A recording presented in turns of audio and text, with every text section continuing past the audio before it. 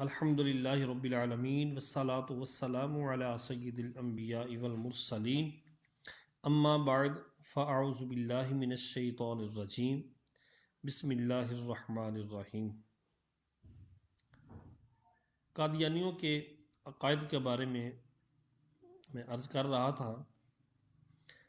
آج سے جو میں بیان کروں گا بالخصوص حضرت عیسیٰ علیہ السلام کی شان میں وہ گستاخیاں کی، ان میں سے چند یہ ہیں۔ کتاب کا نام معیار، صفحہ نمبر 13۔ اے عیسائی مس یو اب ربنا المسیح مت کہو، اور دیکھو کہ آج تم میں ایک ہے جو اس مسیح سے بڑھ کر ہے۔ خدا نے اس امت میں سے مسیح مدعو بھیجا جو اس پہلے مسیح سے اپنی تمام شان میں بہت بڑھ کر ہے۔ یہ اپنے بارے میں مرزا غلام احمد قادیانی بکواس کر رہا ہے، اور اس نے اس دوسرے مسیح کا نام غلام احمد رکھا تا یہ اشارہ ہو کہ عیسائیوں کا مسیح کیسا خدا ہے جو احمد کے ادنا غلام سے بھی مقابلہ نہیں کر سکتا۔ یعنی وہ کیسا مسیح ہے جو اپنے قرب اور شفاعت کے مرتبے میں احمد کے غلام سے بھی کم تر ہے۔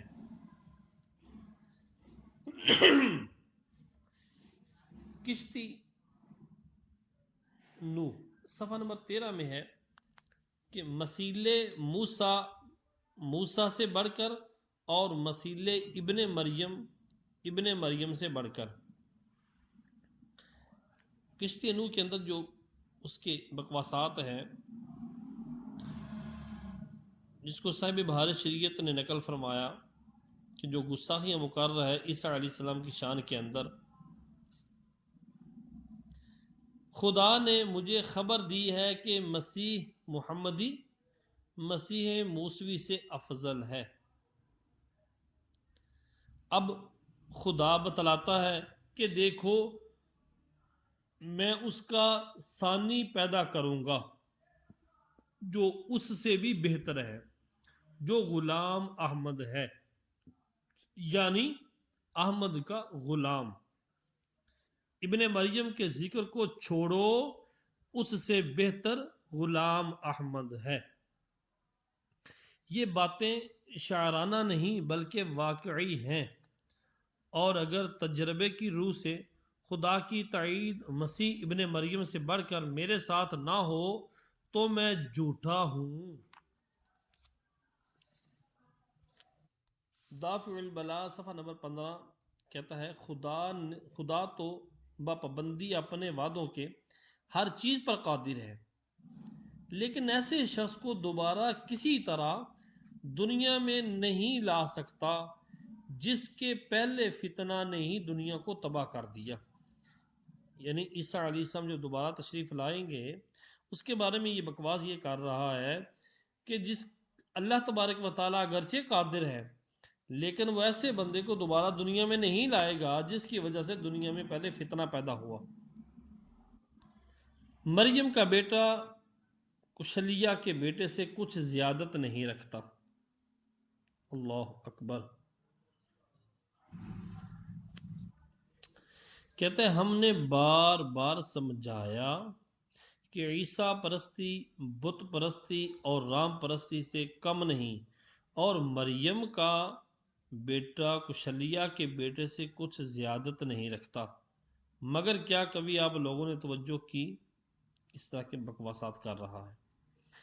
کشتی نوح صفحہ نمبر 56 میں کہتا ہے مجھے قسم ہے اس ذات کی جس کے ہاتھ میں میری جان ہے کہ اگر مسیح ابن مریم میرے زمانے میں ہوتا تو وہ کلام جو میں کر سکتا ہوں وہ ہرگز نہ کر سکتا، اور وہ نشان جو مجھ سے ظاہر ہو رہے ہیں وہ ہرگز دکھلا نہ سکتا۔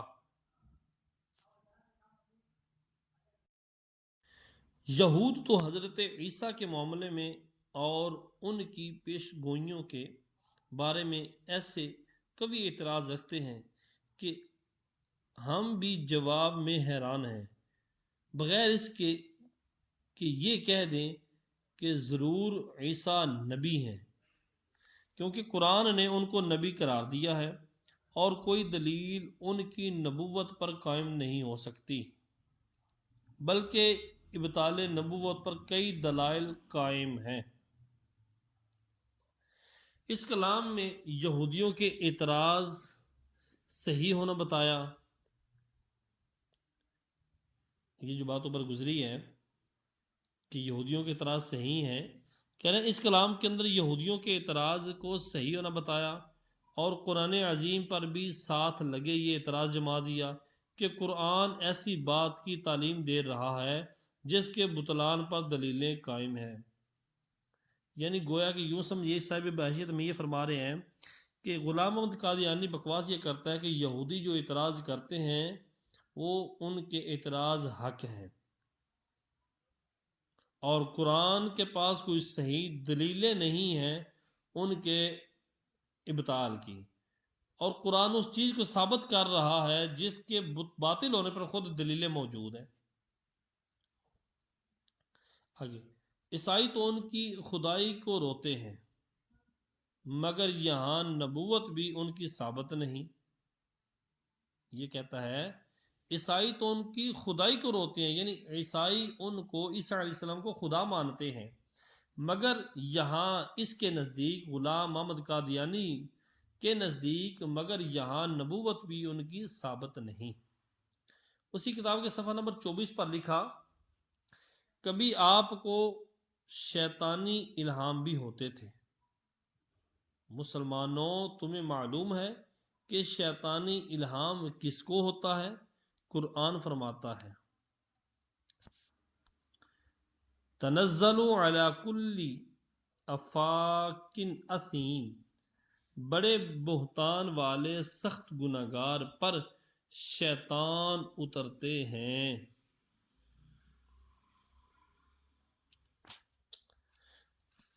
اسی کتاب کے صفحہ نمبر اسی پر، ان کی اکثر پیش گوئیاں غلطی سے پر ہیں۔ بکواس یہ کر رہا ہے کہ عیسیٰ علیہ السلام کی پیش گوئیاں غلطی سے پر ہیں، غلطیاں ہیں اس میں۔ افسوس یہ سے کہنا پڑتا ہے کہ ان کی پیش گوئیوں پر یہودیوں کے سخت اعتراض ہیں جو ہم کسی طرح ان کو دفع نہیں کر سکتے۔ اچھا جی، ہائے کس کے آگے یہ ماتم لے جائیں کہ حضرت عیسیٰ علیہ السلام کی 3 پیش گوئیاں صاف طور پر جھوٹی نکلیں، اس سے ان کے نبوت کا انکار ہے۔ چنانچہ اپنی کتاب کشتی نوح صفحہ نمبر 5 میں لکھتا ہے، ممکن نہیں کہ نبیوں کی پیش گوئیاں ٹل جائیں، اور دافع الوسواس صفحہ نمبر 3 و دمیمہ انجام آتھم صفحہ نمبر 27 پر اس کو سب رسوائیوں سے بڑھ کر رسوائی اور ذلت کہتا ہے۔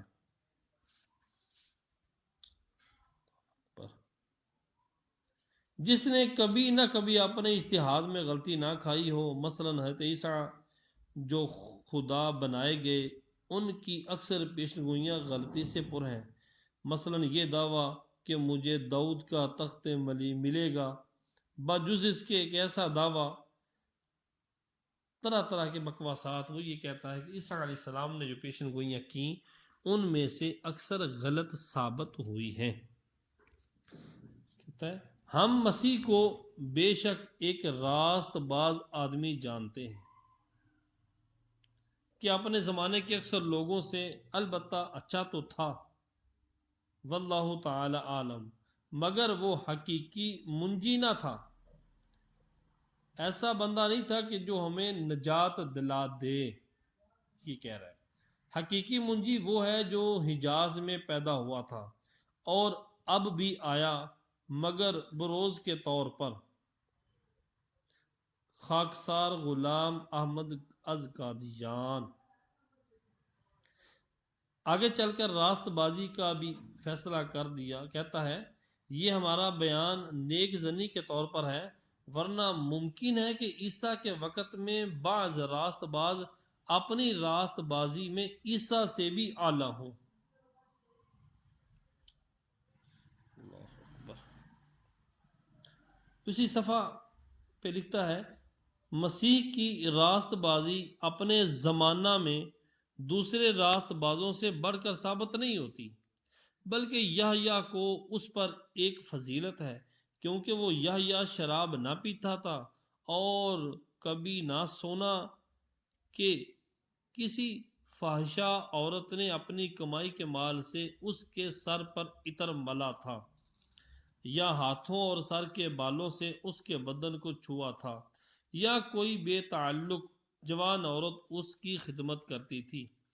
اس وجہ سے خدا نے قرآن میں یحییٰ کا نام حصور رکھا، یعنی گناہوں سے بچنے والا، مگر مسیح کا نہ رکھا، کیونکہ ایسے قصے اس نام کے رکھنے سے مانے تھے.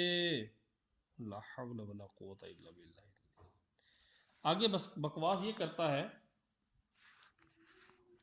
کہ آپ کا کنجریوں سے میلان اور صحبت بھی شاید اسی وجہ سے ہو کہ جدی مناسبت درمیان ہے، ورنہ کوئی پرہیزگار انسان ایک جوان کنجری کو یہ موقع نہیں دے سکتا کہ وہ اس کے سر پر اپنے ناپاک ہاتھ لگا دے اور زناکاری کی کمائی کا پلید عطر اس کے سر پر ملے اور اپنے بالوں کو اس کے پیروں پر ملے. سمجھنے والے سمجھ لیں کہ ایسا انسان کس چلن کا آدمی ہو سکتا ہے. اللہ اکبر.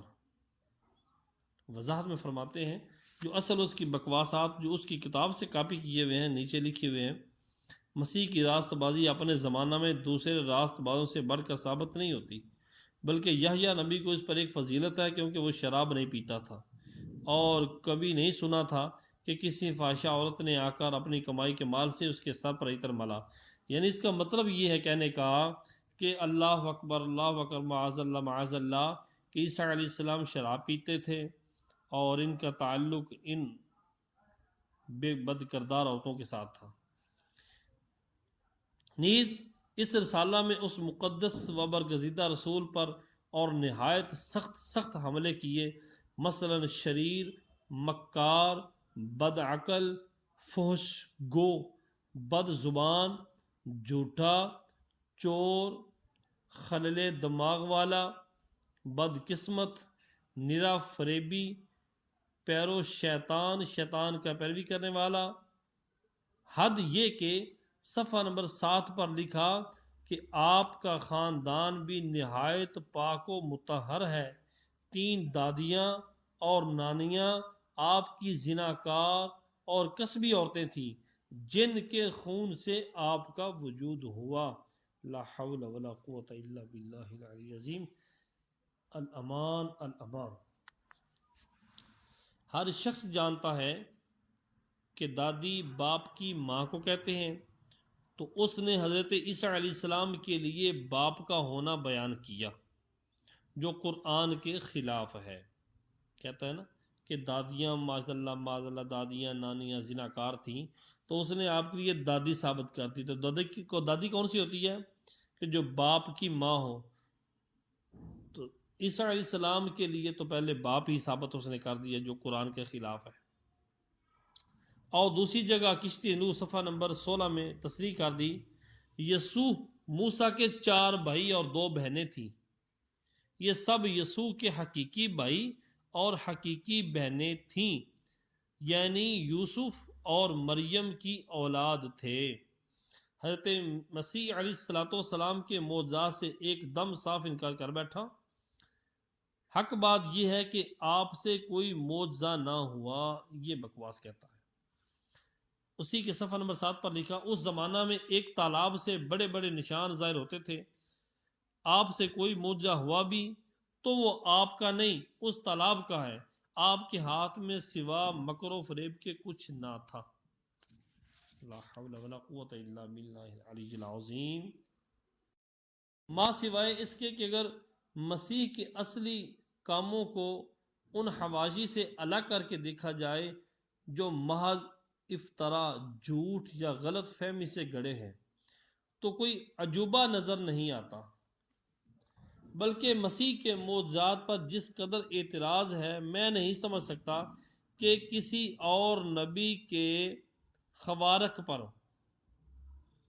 خوارق معنی نبی کے معجزات جو ہوتے ہیں، نبی کے معجزات پر ایسے شبہات ہوں۔ کیا طلاب کا قصہ مسیحی معجزات کی رونق نہیں دور کرتا؟ اللہ، کہیں ان کے معجزہ کو کل کا کھلونا بتاتا ہے؟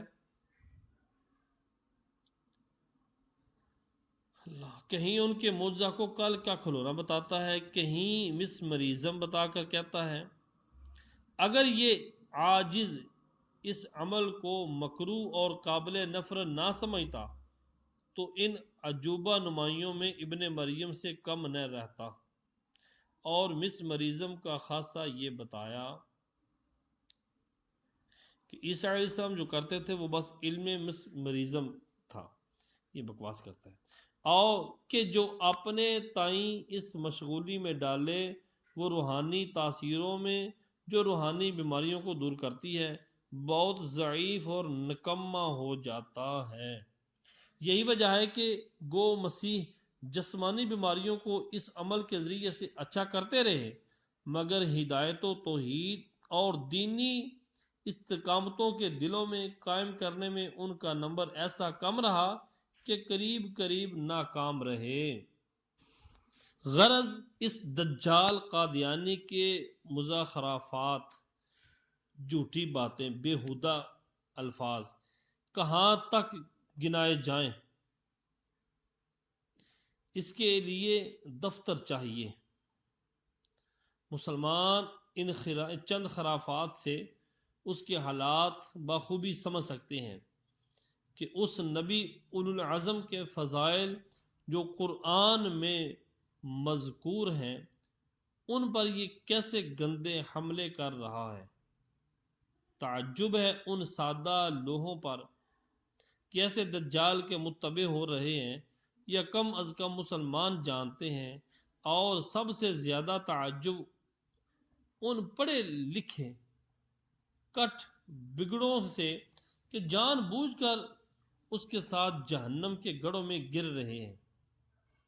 کیا ایسے شخص کے کافر و مرتد بے دین ہونے میں کسی مسلمان کو شک ہو سکتا ہے؟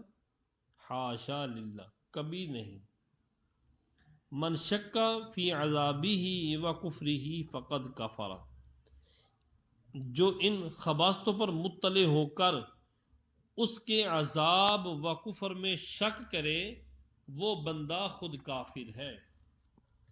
یعنی یہ جو عقائد بیان کیے قادیانیوں کے، مرزا غلام احمد قادیانی کے بکواسات سن کر مطلع ہو کر اس کے باوجود اس سے تعلق رکھے، اس کے متبع ہو جائے، اس کے پیچھے چلے، وہ بندہ کافر ہے۔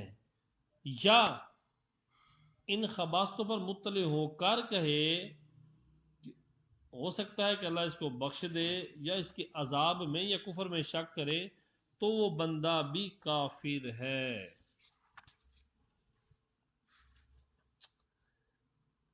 یہاں سے دوسرا گروہ ہے رافضی۔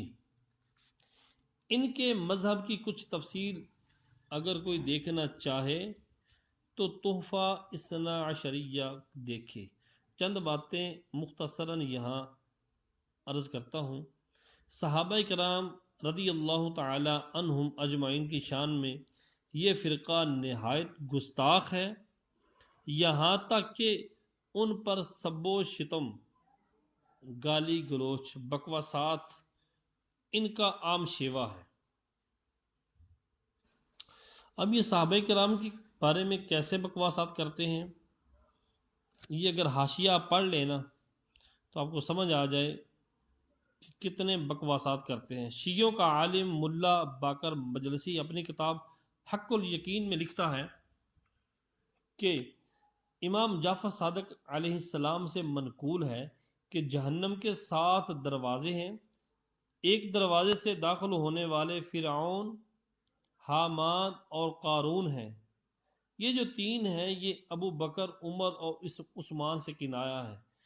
مطلب اس کا یہ ہے کہ نام تو یہ ہیں، اللہ اکبر، اور داخل ہونے والے یہ 3 شخص ہیں، ابو بکر، عمر اور عثمان رضی اللہ تعالی عنہ اجمعین کو کہتا ہے۔ اور دوسرے دروازے سے بنو امیہ داخل ہوں گے جو ان کے ساتھ مخصوص ہے۔ ایسے بکواسات صحابہ کرام کے بارے میں یہ فرقہ کرتا ہے، بلکہ باستثناء چند سب کو معاذ اللہ کافر و منافق قرار دیتا ہے۔ چند ایک کو نکال کر، صحابہ کرام میں سے چند ایک کو نکال کر باقی سب کو یہ کافر و مرتد کہتے ہیں۔ جیسے یہ کہتے ہیں کہ ابو جعفر علیہ السلام بیان کرتے ہیں کہ رسول اللہ صلی اللہ علیہ وسلم کے وصال کے بعد 3 شخصوں کے سوا سب مرتد ہو گئے تھے۔ میں نے پوچھا وہ کون ہیں، وہ 3 کون ہیں؟ تو انہوں نے کہا مقداد بن اسود، ابو ذر غفاری اور سلمان فارسی۔ حضرات خلفائے ثلاثہ رضی اللہ تعالی عنہم اجمعین کی خلافت راشدہ کو خلافت غاصبہ کہتا ہے۔ غاصبہ یعنی ان تینوں لوگوں نے خلافت چھینی ہوئی ہے، غصب کی ہوئی ہے۔ اور مولا علی رضی اللہ تعالی عنہ نے جو ان حضرات کی خلافتیں تسلیم کیں اور ان کے مداح و فضائل بیان کیے، اس کو تقیہ و بزدلی پر محمول کرتا ہے کہ مولا علی رضی اللہ تعالی عنہ نے ان حضرات کی جو خلافتیں مانی ہیں نا، ان کی مدح اور فضائل بیان کیے، کہتے ہیں انہوں نے یہ تقیہ کیا ہے، بزدلی کی ہے، اور بزدلی پر محمول کرتا ہے یہ گروہ۔ کیا معاذ اللہ منافقین و کافرین کے ہاتھ پر بیعت کرنا اور عمر بھر ان کی مداح و ستائش، ان کی حمد و ثنا، حمد، تعریف و توصیف کرتے رہنے سے رطب اللسان رہنا شیر خدا کی شان ہو سکتی ہے؟ یعنی ایسا ہو سکتا ہے کہ ایک طرف یہ شیر خدا بھی کہلوائیں حضرت علی المرتضیٰ، اور دوسری طرف منافقین کافرین کے ہاتھ پر بیعت بھی کریں اور ساری عمر ان کی حمد و ستائش بھی کرتے رہیں؟ ایسا کیسے ہو سکتا ہے؟ رطب اللسان، اپنی زبان سے ان کی تعریف بھی کرتے رہیں، یہ شیر خدا کی شان کیسے ہو سکتی ہے؟ سب سے بڑھ کر یہ کہ قرآن مجید ان کو ایسے جلیل و مقدس خطابات سے یاد فرماتا ہے، وہ ان کے اتباع کرنے والوں کی نسبت فرماتا ہے کہ اللہ ان سے راضی، وہ اللہ سے راضی۔ کیا کافروں، منافقوں کے لیے اللہ عز و جل کے ایسے ارشادات ہو سکتے ہیں؟ ہرگز نہیں۔ بل پھر نہایت شرم کی بات یہ ہے کہ مولا علی کرم اللہ تعالی وجہہ الکریم تو اپنی صاحبزادی فاروق اعظم رضی اللہ تعالی عنہ کے نکاح میں دیں، اور یہ فرقہ کہے کہ تقیتاً ایسا کیا، تقیہ کرتے ہوئے۔ کیا جان بوجھ کر کوئی مسلمان اپنی بیٹی کافر کو دے سکتا ہے؟ پھر علی المرتضیٰ شیر خدا رضی اللہ تعالی عنہ، نہ کہ وہ مقدس حضرات جنہوں نے اسلام کے لیے اپنی جانیں وقف کر دی اور حق گوئی اور اتباع حق میں لا یخافون لومۃ لائم کے سچے مصداق تھے۔ اللہ اکبر۔ پھر خود حضور سید المرسلین صلی اللہ تعالی علیہ وآلہ وسلم کی 2 شہزادیاں یکے بعد دیگرے، ایک کے بعد ایک، حضرت عثمان ذی النورین رضی اللہ تعالی عنہ کے نکاح میں آئیں، اور صدیق و فاروق رضی اللہ تعالی عنہما کی صاحبزادیاں شرف زوجیت سے مشرف ہوئیں۔ کیا حضور صلی اللہ علیہ وسلم کے ایسے تعلقات جن سے ہوں ان کی نسبت وہ ملعون الفاظ کوئی ادنا عقل والا ایک لمحے کے لیے جائز رکھ سکتا ہے؟ ہرگز نہیں، ہرگز نہیں۔ اس فرقے کا ایک عقیدہ یہ ہے کہ اللہ عز و جل پر اصلاح واجب ہے۔ اصلاح واجب ہے مطلب یعنی جو کام بندے کے حق میں نافع ہو، نفع بخش ہو، اللہ عز و جل پر واجب ہے کہ وہی کرے، اسے کرنا پڑے گا۔ ایک عقیدہ یہ ہے کہ ائمہ اطہار رضی اللہ تعالی عنہم اجمعین انبیاء علیہ السلام سے افضل ہیں، اور یہ بالاجماع کفر ہے کہ غیر نبی کو نبی سے افضل کہنا۔ ایک عقیدہ یہ ہے کہ قرآن مجید محفوظ نہیں، بلکہ اس میں سے کچھ پارے یا صورتیں یا آیتیں یا الفاظ امیر المومنین عثمان غنی رضی اللہ تعالی عنہ یا دیگر صحابہ کرام رضوان اللہ تعالی علیہم اجمعین نے نکال دیے، مگر تعجب ہے کہ مولا علی کرم اللہ تعالی وجہ الکریم نے بھی اسے ناقص ہی چھوڑ دیا کہ یہ عقیدہ بھی بالاجماع کفر ہے، قرآن مجید کا انکار ہے، کیونکہ اللہ تبارک و تعالیٰ قرآن پاک میں فرماتا ہے انا نحن نزلنا الذکر وانا لہ لحافظون، کہ بے شک ہم نے ہی قرآن کو نازل کیا اور ہم ہی اس کی حفاظت کرنے والے ہیں۔ ایک عقیدہ یہ ہے کہ اللہ عز و جل کوئی حکم دیتا ہے، پھر یہ معلوم کر کے کہ مصلحت اس کے غیر میں ہے پچھتاتا ہے، یعنی پہلے اللہ تبارک و تعالیٰ کوئی بات کہتا ہے لیکن پھر کہتا ہے، سوچتا ہے کہ جو مصلحت ہے، جو اچھی بات ہے وہ اس کے برعکس ہے، تو پھر بعد میں پچھتاتا ہے۔ اور یہ بھی یقینی کفر ہے کہ خدا کو جاہل بتانا ہے۔ ایک عقیدہ یہ ہے کہ نیکیوں کا خالق اللہ ہے اور برائیوں کے خالق یہ خود ہیں۔ مجوس نے دو ہی خالق مانے تھے، مجوسی لوگ آگ کی پوجا کرنے والے، انہوں نے دو ہی خالق مانے تھے، وہ یہ کہتے تھے کہ یزدان خالق خیر، اہرمن خالق شر، ایک خیر کا خالق ہے، ایک شر کا خالق ہے، ان کے خالقوں کی تو گنتی ہی نہ رہی، اربوں سینکڑوں خالق ہیں۔ تیسرا فرقہ وہابی، یہ ایک نیا فرقہ ہے جو 1209 ہجری میں پیدا ہوا۔ اس مذہب کا بانی محمد بن عبد الوہاب نجدی تھا، جس نے تمام عرب خصوصاً حرمین شریفین میں بہت شدید فتنے پھیلائے، علماء کو قتل کیا، صحابہ کرام و ائمہ علماء و شہداء کی قبریں کھود ڈالیں، روضہ انور کا نام معاذ اللہ صنم اکبر رکھ دا،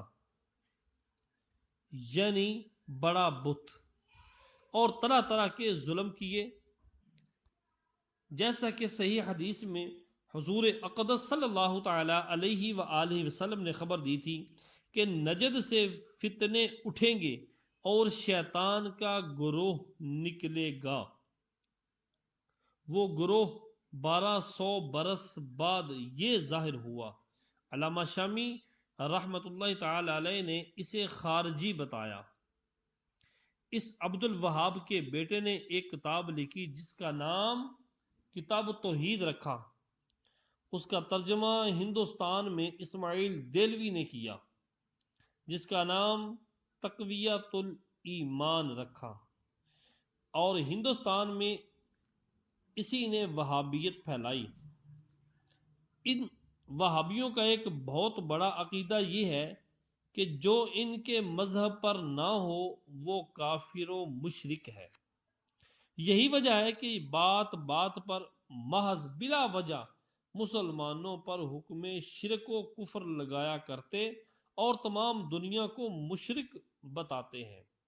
چنانچہ تقویت الایمان صفحہ نمبر 45 میں وہ حدیث لکھ کر کہ آخر زمانہ میں اللہ تعالیٰ ایک ہوا بھیجے گا جو ساری دنیا سے مسلمانوں کو اٹھا لے گی، اس کے بعد صاف لکھ دیا سو پیغمبر خدا کے فرمانے کے موافق ہوا، یعنی وہ